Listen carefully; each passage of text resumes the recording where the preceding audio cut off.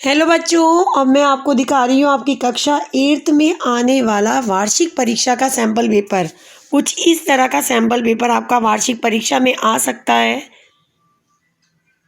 सबसे पहले मैडम आपको देगी एक अपठित गद्यांश, उसमें 5 क्वेश्चन करने को देगी। कई बार 5 ही क्वेश्चन देती है, कई बार 6 भी देती है, जिसमें आपको चॉइस होती है कि आप कोई से 5 कर लीजिए। इसके आंसर इसी में होते हैं, पर जो ग्रामर का क्वेश्चन पूछा जाता है, जैसे इसमें प्रत्यय का पूछा है, इसका आंसर आपको इसमें नहीं मिलेगा। फिर क्वेश्चन नंबर 2, अपठित पद्यांश, ये कविता होती है। इसमें भी आपसे 5 क्वेश्चन पूछे जाते हैं, पर बच्चों इस कविता में इसके आंसर कविता की पूरी लाइन लिख के नहीं करने होते। कविता को लाइन के आपने आंसर बनाने होते हैं, उसके बाद लिखने होते हैं।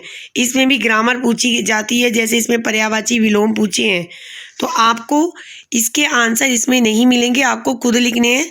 बाकी क्वेश्चनों के आंसर आपको इसी में मिलेंगे, लेकिन आपने कविता की लाइन नहीं लिखनी, आंसर बनाना है कविता का अर्थ निकालते हुए।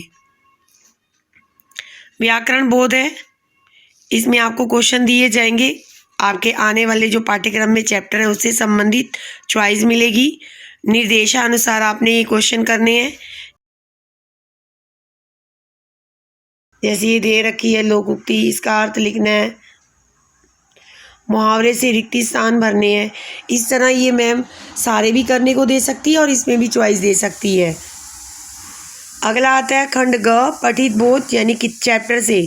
इसमें भी पहले आपको बहुविकल्पीय देंगी मैम, जैसे इसमें दिए हैं आपको, इसमें से आपने आंसर लिखने हैं। फिर मैम आपको पठित पद्यांश देगी, ये आपको दे रखा है। गोपी ने यशोदा को क्या शिकायत की थी। सकीन का, सकीन मतलब सका, पूत मतलब पुत्र, इसके पर्यायवाची लिखने हैं आपको पठित गद्यांश भी मिलेगा। टोपी चैप्टर से लिया है आपका। राजा का स्त्रीलिंग क्या होगा। थोड़ी मैम ग्रामर भी पूछती रहती हैं। वर्ड मीनिंग जो आपको चैप्टर दिए उसी में दिए जाते हैं आपको। फिर इसमें भारत की खोज, जो आपकी पूरा बुक लगी है, मतलब साइड 3 बुक है, उसी में भी आपको क्वेश्चन करने को दिए जाएंगे। आशय स्पष्ट आएगा, आशय स्पष्ट कीजिए, भाव स्पष्ट कीजिए। गद्यांश जो होता है चैप्टर का है, उसका आपने आशय स्पष्ट करना है, पाठ का नाम, लेखक का नाम, फिर इस लाइन का अर्थ एक्सप्लेन करना है आपको। फिर आपकी पुस्तक से क्वेश्चन पूछे जाएंगे, जैसे इसमें पूछे गए हैं, उसमें भी आपको चॉइस मिलेगी। मूल्यांकन प्रश्न, मतलब आपको ये चैप्टर से संबंधित लाइन लिख के दी है, आपके अपने विचार पूछे हैं कि आप क्या करोगे, तो इसमें आप चैप्टर की भी थोड़ी आंसर लीजिएगा। जैसे पाठ में अपने फ़ायदे के लिए किसी को मूर्ख बनाना उचित था, अपने विचार प्रस्तुत कीजिए।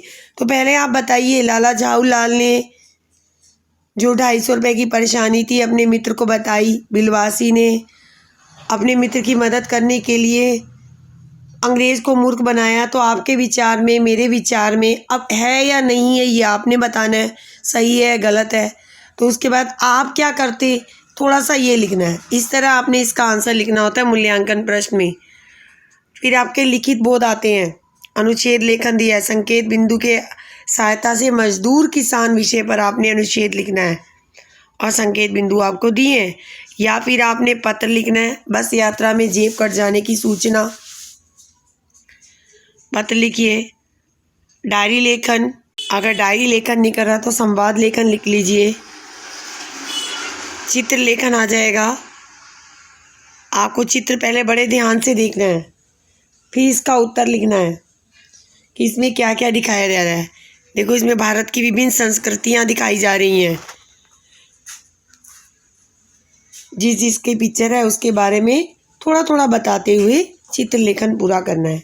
इस तरह का सैंपल पेपर आपका वार्षिक परीक्षा में आता है, तो आप इसको पूरा करके अभ्यास कीजिए कि क्या आप 3 घंटे में इतना बड़ा पेपर कर पाएंगे।